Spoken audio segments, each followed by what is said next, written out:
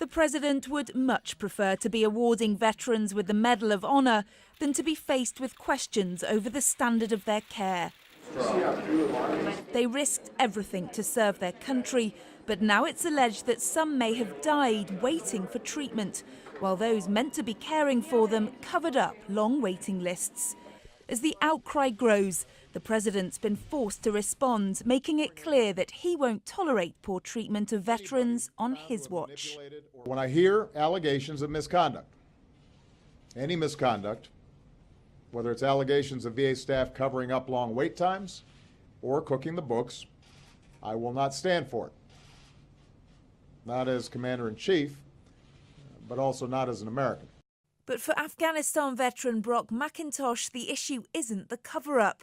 It's the fact that the waiting lists exist at all. But the real story, the real problem is the fact that you have 40 veterans who died because they ran out of time waiting on these waiting lists, and they would have died whether or not there was a secret waiting list. Congress is responsible for that problem. They created the wait list. They were not prepared to spend the funds that they needed to care for our veterans. And as more troops return home from Afghanistan, that bill is set to grow. But an Army colonel posted to the Department of Veterans Affairs to help them to deal with the backlog says that things are improving. I can tell you that since I've been here, when I originally got here, there were about 800,000 in the backlog, and now there's about 300,000. And actually, it's less than 300,000 now. So the VA has done a tremendous effort in tackling the problem. A rare vote of confidence for the department run by retired four-star General Eric Shinseki, himself a wounded veteran of Vietnam. He's facing calls for his resignation, but he told a Senate hearing that he was as angry as everybody else.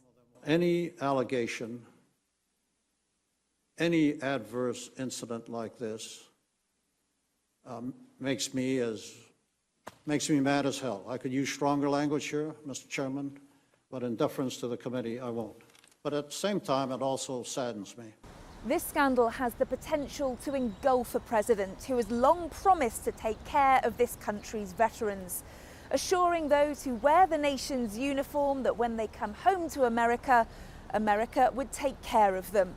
So, should the evidence of this misconduct continue to grow, the president could find himself under fire not just from those veterans he pledged to protect, but from both parties in a Congress where the uniformed military is so highly revered.